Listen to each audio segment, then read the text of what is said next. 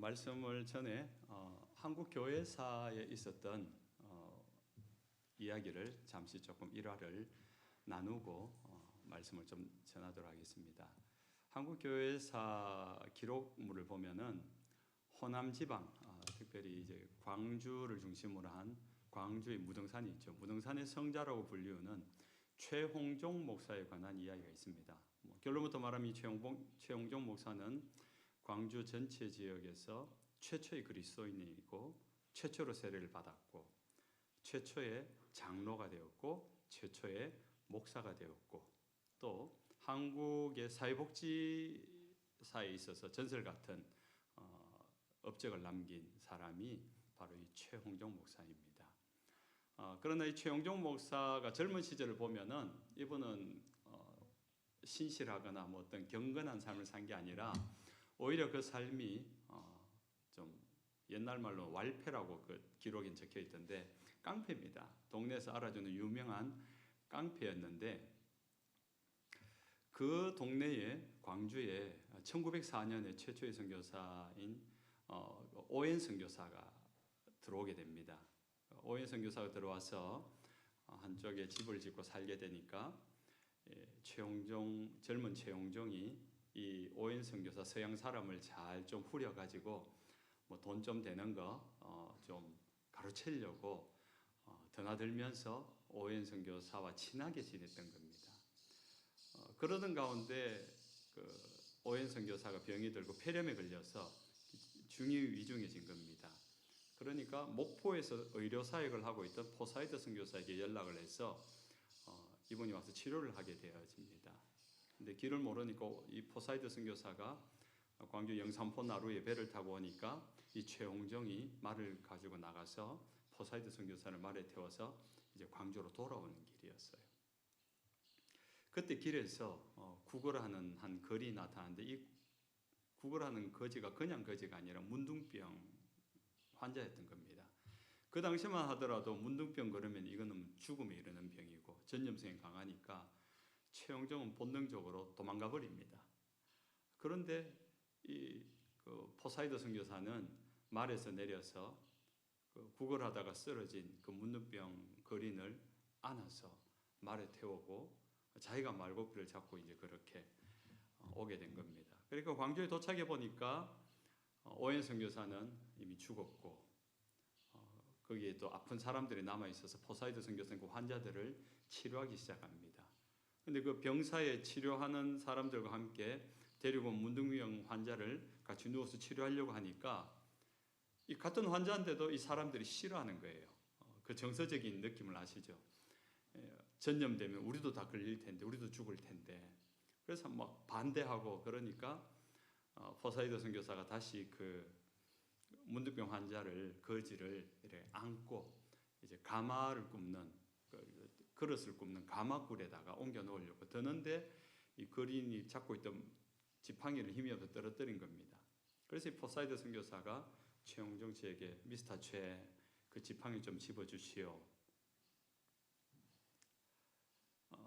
최홍종은 그때 고민을 했다고 합니다. 지팡이 집어주는 거, 저 사람은 지금 안고 들었으니까 힘이 없으니까 손이 없으니까 들어줘야 되는데 끝내 그 지팡이를 들어주지 못한 거예요. 그리고 그날 저녁부터 최홍종은 새로운 고민에 빠지기 시작합니다. 나는 동족이고 내 동포인데도 도망가 버렸는데 저 서양 사람은 뭐길래 자기의 동족도 자식도 아닌데 마치 자기 자식을 안듯이 덥석 끌어안고 저렇게 도와줄 수 있는가? 그와 나의 차이는 무엇인가에 대하여서 그는 하는데 나는 못하는 그 차이가 무엇인가를 몇 날 며칠을 고민했다 그래요. 그러다가 어느 날 결론을 내리는데 기록이 이렇게 되어 있습니다. 그렇다. 그것은 믿음의 차이다. 예수 믿는다는 것은 그렇게 사는 것이다. 나도 이제 그렇게 살아야 되겠다. 이 결론이 선 겁니다. 그래서 그날부터 예수를 믿었고 그날부터 무등산 자락에다가 집을 하나 지어가지고 그 동네의 문둥병 환자들과 함께 살면서 그들을 돌보는 삶이 됩니다. 그렇게 시작된 문둥병 치료가 우리나라 최초의 문둥병 나병 환자 전문 병원인 광주 나병원입니다. 그것이 나중에 우리가 알고 있는 여수 애양원의 전신이 되어지는 유명한 일화가 됩니다. 한 사람의 다르게 살고자 하는 그 삶의 결단이 그의 인생을 바꾸어 놓았고, 또 그 일로 말미암아 대한민국의 문둥병에 대한 인식이 바뀌어졌고, 문둥병에 대한 전문 치료가 본격적으로 시작되어진 계기가 됩니다. 오늘 본문을 보면은 솔로몬 이후에 이스라엘은 급격하게 약화됩니다. 솔로몬 왕의 아들 르호보암 때에 나라가 남북으로 분열이 되어집니다. 남유다는 그나마 이스라엘이 정통성을 가지고 다윗의 계보를 가지고 신앙을 좀 지키는 왕들이 들어 있어요. 히스기야 왕이라든가 또 나중에 요시야 왕이라든가 종교개혁 일으키는 왕들이, 그래도 남유다는 이렇게 맥을 이어가는데, 북이스라엘은 망할 때까지, 분열되어지고 북이스라엘이 생기고 망할 때까지 19왕들이 생기는데 하나같이 한 사람도 하나님을 경외하거나 순종하는 사람이 없습니다. 그 말은 북이스라엘 전체 역사를 통해서 망할 때까지 한 번도 하나님을 경외하거나 예배한 적이 없었다는 겁니다. 타락한 역사를 가지고 있어요. 그것이 열왕기 상하의 기록입니다. 그런데 그뿐만 아니라 그런 북이스라엘의 역사 가운데 가장 악했던 시대가 아합 왕 때, 오늘 우리가 읽었던 본문의 배경이 되어지는 아합 왕 때입니다. 이 아합 왕 때는 아예 이 아합 왕이 바알 신앙, 아세라 신앙, 우상을 그 나라의 북이스라엘의 국교로 정합니다. 바알의 선지자인 이세벨을 왕비로 들여가지고 나라의 모든 종교적인 어떤 여호와의 신앙, 산당, 예배와 제사장을 다 폐위시켜 버리고요. 선지자들을 다 잡아 죽입니다. 14절에 보면 이스라엘 자손이 주의 언약을 버리고 주의 제단을 칼로 주의 선지자들을 죽였음이요라고 하죠. 그리고 열왕기상 18장 4절에 이렇게 나옵니다. 이세벨이 여호와의 선지자들을 멸할 때에 오바댜가 선지자 100명을 가지고 50명씩 굴에 숨기고 떡과 물을 먹였더라. 이것이 엘리야가 활동하던 시대의 북이스라엘의 영적인 상황입니다. 상태입니다. 국가적으로, 정치적으로, 구조적으로 하나님을 예배함을 부인합니다. 하나님을 예배한 모든 자리에 산당을 만들어서 바알의 우상을 세우고 아세라의 우상을 세워서 하나님이 아닌 우상을 섬기는 일들, 공식적인 종교적인 배반이 일어납니다. 타락이 시작되어진 겁니다. 그뿐입니까? 선지자들을 죽입니다. 보이는 족족 하나님을 믿는 경건한 신앙을 가진 자는 다 잡아서 가두고 죽이고 핍박하니까 이 선지자들이 갈 곳이 없습니다. 다른 나라로 왕명하든지 도망가든지 숨어버리는 그런 상황 속에 빠지게 된 것입니다. 그런 가운데 엘리야가 활동을 하죠. 우리가 알다시피 갈멜산에서 바알의 선지자 450명과 붙어가지고 정면승부해가지고 이기잖아요. 너무 신나는 장면 아닙니까? 3년 6개월 동안 기도하니까 비가 오지 않았습니다. 근데 엘리야가 기도 한번 하니까 그 3년 6개월 만에 비가 내려서 국가적인 재난이 해결이 되어지는, 이 정도면 거의 히어로죠, 히어로. 국가를 구한, 나라를 구한, 기도만 하면 하늘에서 불이 떨어지고 기도만 하면 하늘에서 비가 내리는 하나님의 기적과 능력을 겸비한 엘리야입니다. 아마 이 엘리야의 기적의 능력은요, 신구약을 다 합쳐서 어떤 경건한 사람의 업적과도 비교할 수 없는 정도로 가장 탁월하고 가장 강력했던 선지자가 엘리야라고 말할 수 있습니다. 그런데도 불구하고 엘리야는 오늘 본문에 보면은 지칩니다. 이 엘리야가 열왕기상 19장 4절에 이렇게 말합니다. 한 로뎀 나무 아래 앉아서 자기가 죽기를 원하여 이르되 여호와여 넉넉하오니 내 생명을 거두시옵소서, 이 고백을 해요. 그 고백을 하고 난 다음에 내용이 오늘 이제 이 본문으로 연결된다는 것을 우리가 감안을 하고 봐야 됩니다. 그렇게 능력이 탁월한데 기도만 하면 불도 떨어지고 물도 떨어지고 군대가 와도 이길 수 있는 능력을 가진 엘리야인데 왜 이래 지쳤을까? 지쳐서 로뎀나무 아래에서 쓰러져 있는 것을 하나님이 회복시켜 줍니다. 그런데 가만히 보십시오.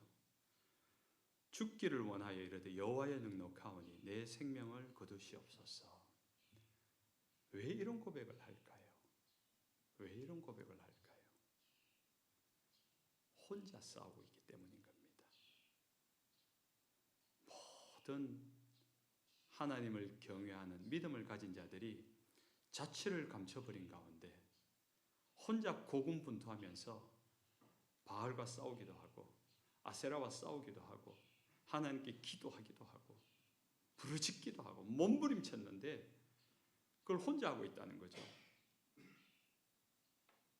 또 하나는 사람들 거기에 호응하지 않고 바뀌지 않는다는 겁니다. 지쳐버린 거예요. 저는 이 본문을 읽다가 이 장면이 저를 몇 날 며칠을 붙들었습니다. 최홍정이 지팡이를 짚어주지 못해서 고민한 것처럼 제가 하나님을 믿고 15살에 하나님을 믿고 지금까지 신앙생활을 하면서 열심히 했다고 생각했는데 이 본문을 만나는 순간 저는 하나님 앞에 회개했습니다. 내가 목회자로 살아오면서 사역자로 열심히 살았다고 했는데 저는 한 번도 이런 기도를 해본 적은 없거든요. 하나님, 너무 힘듭니다.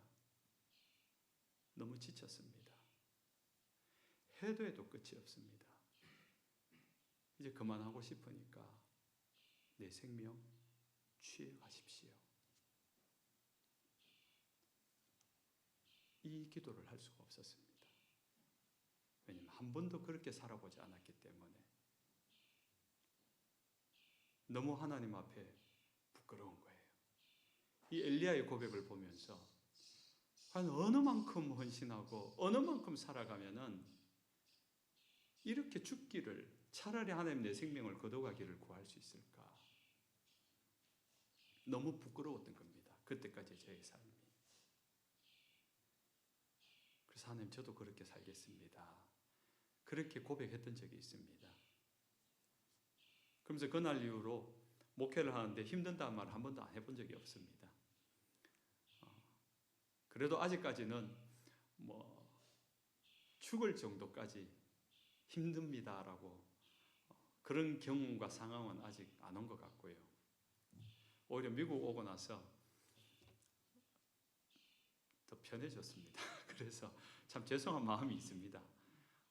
지금 한참 뛰어다녀야 되는데 더 해야 되는데 하나님 아직 내가 기력이 남아있고 할 열정도 있어서 내 남은 목회 인생을 하나님께 사활을 걸고 하겠습니다. 그런 마음으로 기도하면서 한국에서 분명히 그렇게 기도했어요. 그렇게 왔는데 오히려 그렇게 할 일이 별로 없는 거예요. 최근에 이제 그 기도하면서 2년쯤 미국 생활하면서 느낀 거는 하나님이 나를 가만히 있게 하시는구나. 여러분 가만히 있는 것도 훈련입니다. 저같이 가만 못 있는 사람은요. 좀 일중독 비슷하게 빠진 사람은요. 가만히 있는 것도 배워야 됩니다. 마침 지난 주간에 성경 읽는데 출애굽기 14장을 읽다가 홍해 앞에 선 모세를 향하여 하나님 이 일을 어떻게 합니까? 너 가만히 있어 그러더라고요. 가만히 있어. 너희는 가만히 있어. 내가 오늘 너희의 하나님됨을 알지어다. 그 한마디 하면서 모세가 가만히 있으니까 홍해가 갈라집니다. 바로의 군대가 두려움의 대상이었던 바로의 군대가 물에 한 사람도 남김없이 수장되더라고요. 내가 하는 그 무엇보다 하나님이 일하시는 것. 결국은 그것은 입에 단내 나도록 하는 것도 중요하지만 때로는 하나님을 기다리는 시간도 필요하구나. 어쩌면 저의 약점과도 같은 가만히 있지 못하는 것을 가만히 있게 하면서 하나님을 바라보게 하시는구나. 저는 그렇게 해석하면서 지금 가만히 있습니다. 그래서 얼마나 편하고 좋은지 모릅니다. 외롭고 지쳐서 죽기를 구하는 엘리야를 하나님이 찾아오셔서 회복시켜 줍니다. 7절이죠. 여호와의 천사가 또다시 와서 어루만지며 이르되 일어나 먹어라. 내가 갈 길을 다 가지 못할까노라 하는지라. 여러분, 하나님의 일을 하다가 지쳐보시기 바랍니다. 그때 찾아오셔서 위로하시고 어루만지시고 여러분을 북돋워 주시는 하나님의 은혜가 있음을 믿으시기 바랍니다. 그렇게 기운을 차리니까 하나님이 엘리야에게 할 일을 알려줍니다. 15절과 16절이죠. 하사엘에게 기름을 부어 아람의 왕이 되게 하고 예후에게 기름을 부어 이스라엘 왕이 되게 하고 엘리사에게 기름을 부어 너를 대신하여 선지자가 되게 하라. 엘리야가 죽으려고 한 이유가 무엇이라고 했습니까? 해도 끝이 없으니까. 아무리 해도 사람들이 바뀌지 않으니까 지쳐버린 거죠. 너무 외롭고 고독하니까. 사람들이 도무지 제 말에 귀를 기울이지 않아요. 내가 아무리 능력을 행하여도 사람들이 마음이 바뀌지 않습니다. 그 바뀌지 않는 현실 때문에 내가 생각한 이쯤 되면은 바알의 선지자 450명을 그냥 하나님이 기적으로 능력으로 이긴 것을 보고 죽였으면은 바알을 따른 사람들이 하나님께 돌아서야 되는데 그렇지 않더라는 거죠. 하늘에서 비가 내리지 않아서 가물어서 굶어 죽을 것 같은 사람이 물 한 방울만 외쳤을 때 하나님께 기도하면서 내리는 비를 보고 하나님을 인정해야 되는데 그렇지 않더라는 거죠. 다시 배부르고 다시 목마름이 해결되니까 다시 자기 원하는 우상숭배로 돌아서더라는 거죠. 도무지 바뀌지 않는 그 사람을 내가 언제까지 해야 되는 겁니까? 지쳐버린 거죠. 또 하나는 그럼에도 불구하고 끊임없이 자기를 죽이려는 이세벨의 그 추격전, 이 추노꾼 같이 포기하지 않고 엘리야를 죽이겠다고 따라오는 밤낮으로 죽음의 위기를 당하는 그 두려움과 불안함 때문에 견디지 못했던 거죠. 그런 가운데 있는 하나님이 회복하여 주셔서 기껏 하신다는 말씀이 네가 다시 나가서 하늘 향을 두 손을 벌고 여호와의 이름으로 레이저 광선을 쏘아라. 그래서 이세벨을 죽이고 변하지 않는 사람들을 두렵게 만들어라. 그래서 하나님께 순종하여라. 뭐 이런 정도의 생각을 좀 했을 것 같은데 기운 차려서 겨우 들으려고 겨우 보려고 하는 엘리야에게 하나님이 하시는 말씀은 너는 하사엘의 기름을 부어 아람의 왕이 되게 하고 예후에게 기름을 부어서 북이스라엘 왕이 되게 하고 엘리사를 대신 기름을 부어서 너 대신 일하게 하라. 이게 뭐예요? 기름 부으라는 거예요. 세 사람에게 기름 갖다 부으라는 거 아닙니까? 이게 무슨 상관이 있는 겁니까? 그러나 중요한 이야기죠. 북이스라엘이 지대한 영향을 끼친 나라는 아람입니다. 그래서 그 아람의 왕 하사엘에게 새로운 왕을 세우고 예후의 기름을 붓는다는 것은 이제 아합의 모든 흔적을 지워버릴, 예후가 왕이 되면서 아합 왕은 이제 종말이 됩니다. 그의 자녀들까지 씨 하나 남기지 않고 다 죽여버립니다. 멸절시켜버립니다. 하나님의 심판이 예후를 통하여서 아합 왕 집안 안에 이세벨 집안까지 완전히 그냥 멸절 3대를 멸하는 그런 심판이 일어납니다.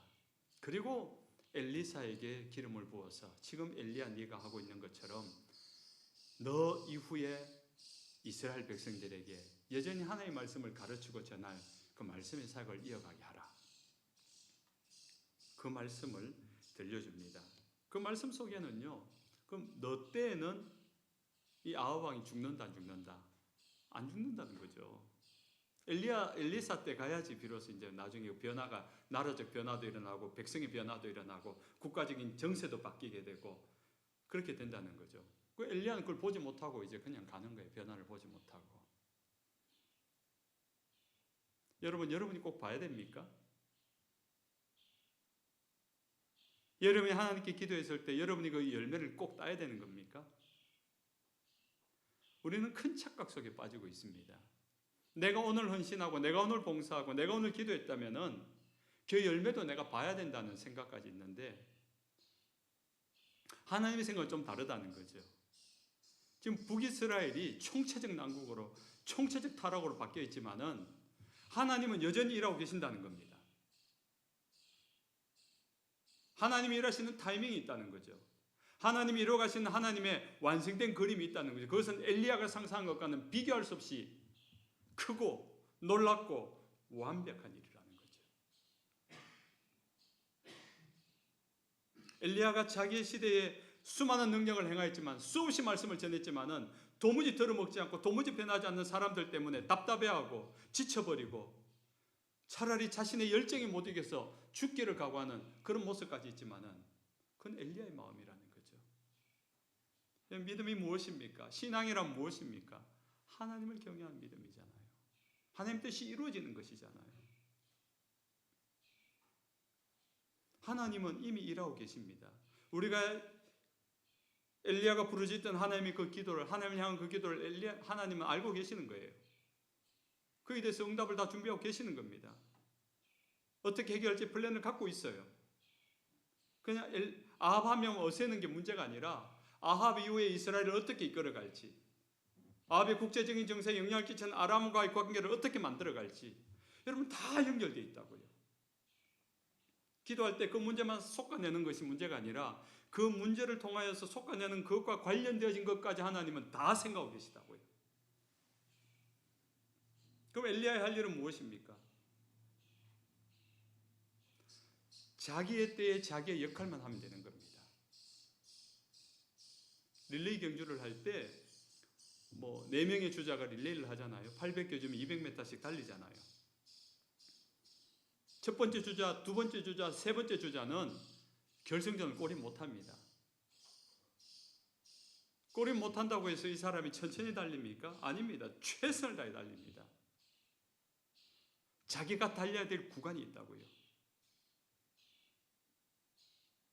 지금 그 결과가 보이지 않아도, 지금 어떤 상황이 어떤 변화가 없어도 오늘 우리에게 맡겨진 이 구간을 달려야 될 구간이 있다고요. 2024년 빙햄턴 교회 6월 16일 예배 나와 앉아 지금 이 말씀을 듣고 있는 여러분이 들려주는 하나님의 메시지입니다. 2024년 빙햄턴 교회는 여러분에게 맡겨진 여러분의 구간입니다. 이 빙햄턴 교회의 상황과 처지가 어떠하든지 여러분의 구간을 달려야 됩니다. 릴레이 개주자처럼 누구를 볼 것도 없고 무엇을 핑계할 것도 없고, 이 구간 안에서 여러분은 무엇을 해야 할지 하나님 앞에서 내가 전심으로 전력으로 달려가야 될 믿음의 구간이 있다고요. 여러분의 생애를 통하여서 여러분이 하나님을 바라보면서 달려가야 될 구간을 살아가고 있다고요. 지금 상황이 어렵고 힘들어도 여러분의 그 구간을 벗어나면 안 됩니다. 그 노선을 잘 지키면서 달려가야 됩니다. 위기에 빠진 상황에서 엘리야는 자기 혼자 뭐 할 수 있겠냐고 그렇게 하나님을 향하여 토로하듯이 부르짖습니다. 그때 하나님이 들려주시는 말씀 14절에 오직 나만 남았거늘, 그 앞에는 이제 선지자 이세벨이 선지자들을, 주의 성전은 흘리고 선지자들은 다 죽었고 오직 나만 남았거늘 그들이 내 생명을 찾아 빼앗으려 하나이다. 두려움 속에 말하죠. 그때 하나님이 응답하는 유명한 말이 18절이죠. 그럼 한번 읽어볼까요? 18절 다 같이 시작. 그러나 내가 이스라엘 가운데서 7,000명을 남기리니 다 바알에게 무릎을 꿇지 아니하고 다 바알에게 입맞추지 아니한 자니라. 7,000명이 남아있답니다.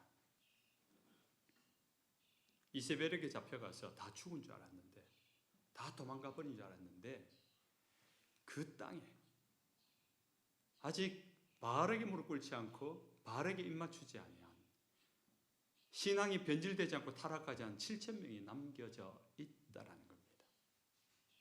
이 긍정적으로 해석을 하면요, 나 혼자 아니었네.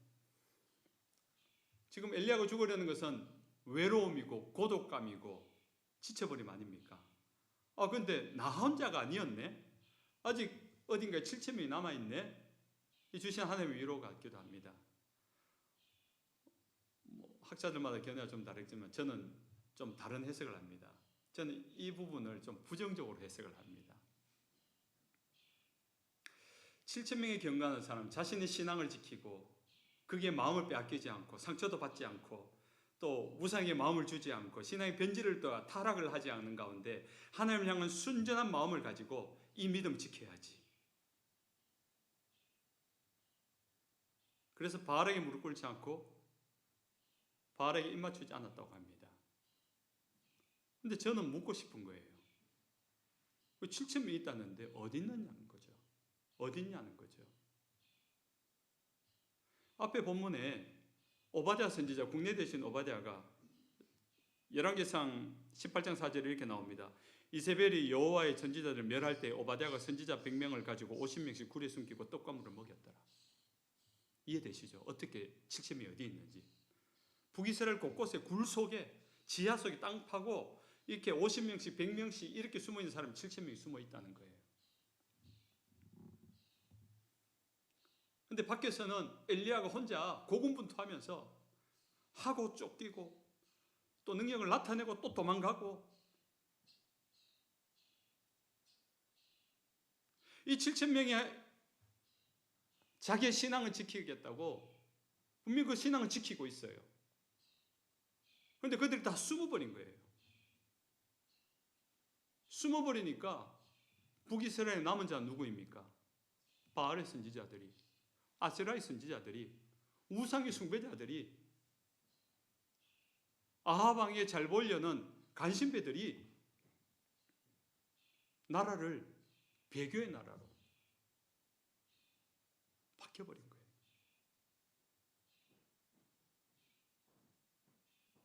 환란의 시대에 자기의 믿음을 지키는 것 너무너무 중요합니다. 위대한 일이고요. 소중한 일입니다. 그러나 우리가 한번 예수를 믿었다면 우리의 믿음을 보신 그 하나님이라면 오히려 이 아합 왕 때처럼 우상의 시대 속에 환란의 시대 속에 박해당하고 순교당할 수 있는 그 죽음 앞에서 이 7,000명이 숨어들지 않고 엘리야처럼 나와서 하나님의 말씀을 외치고 죽임당하고 두 번째 사람 와서 외치고 죽임당하고 그랬더라면 아합 왕 시대가 이렇게까지 타락을 했을까? 우상의 나라로 바뀌어가고 예배의 모습은 있으나 예배의 본질과 능력을 잃어버린 채 타락해 가고 있는 그때에 하나님의 말씀을 가진 자들이 말씀을 외치지 않으니까 엘리야 한 사람만 기도해도 하늘에서 불이 떨어지는 시대예요. 하나님의 은혜를 주시려고 환란의 시대에 은혜가 더 있다는 것 여러분 아시잖아요. 그런 시대에 엘리야가 하늘을 향하여 하나님 불 이러니까 불이 떨어지잖아요. 물 그러니까 비가 내리잖아요. 준비가 되어 있는데 기도하지 않는 겁니다. 준비가 되어 있는데 말씀을 전하지 않는 겁니다. 죽더라도 말씀을 전하는 게 사실 선지자의 역할이지 않습니까?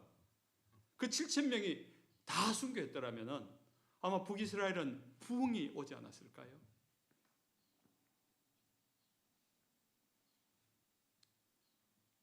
우리의 믿음을 조금 더 생각해 보자고요. 힘들고 어렵기 때문에 세속에 물들지 않기 위하여 자신의 신앙을 지키는 바알에게 무릎 꿇지 않고 바알에게 입맞추지 않았다. 중요하죠. 그런데 숨어버린 이유는 무엇입니까? 그들이 하나님의 말씀을 필요한 시대에 그 말씀을 전하지 않았던 것은 무엇입니까? 그 이유가 무엇입니까?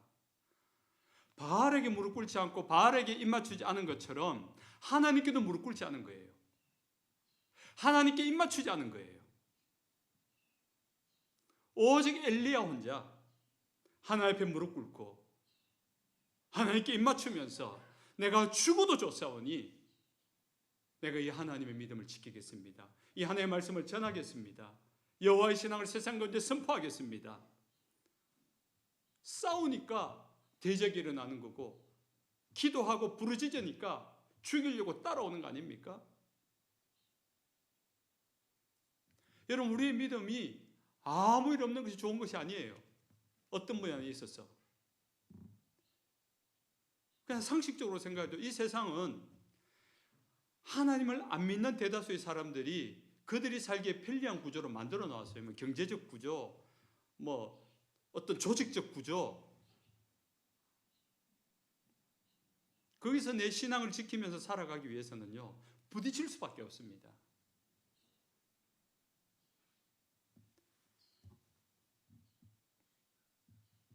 우리의 믿음은 우리 스스로가 바알에게 무릎 꿇지 않으면 되지, 바알에게 입맞추면 되지로 멈추면 안 됩니다. 내가 하나님 앞에 무릎 꿇음이 무엇인지, 지금 내가 하나님께 입을 맞춘다는 것은 그것은 충성이고 복종이고 죽기를 각오한 맹세 아닙니까? 그때 우리는 헌신할 수 있고 하나님의 일이 무엇인지를 알게 되는 겁니다.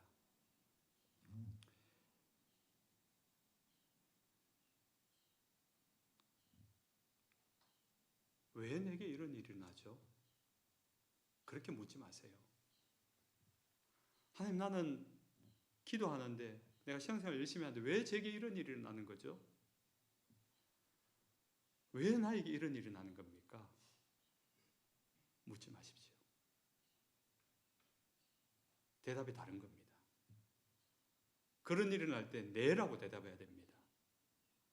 그 상황 속에서 내가 믿음으로 행할 바를 찾아가는 것.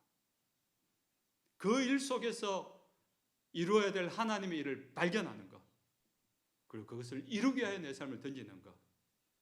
그러기 위해서 내가 수고한다면 수고가 필요하죠. 내 시간을 들여야 한다면 시간을 들여야죠. 그게 헌신입니다.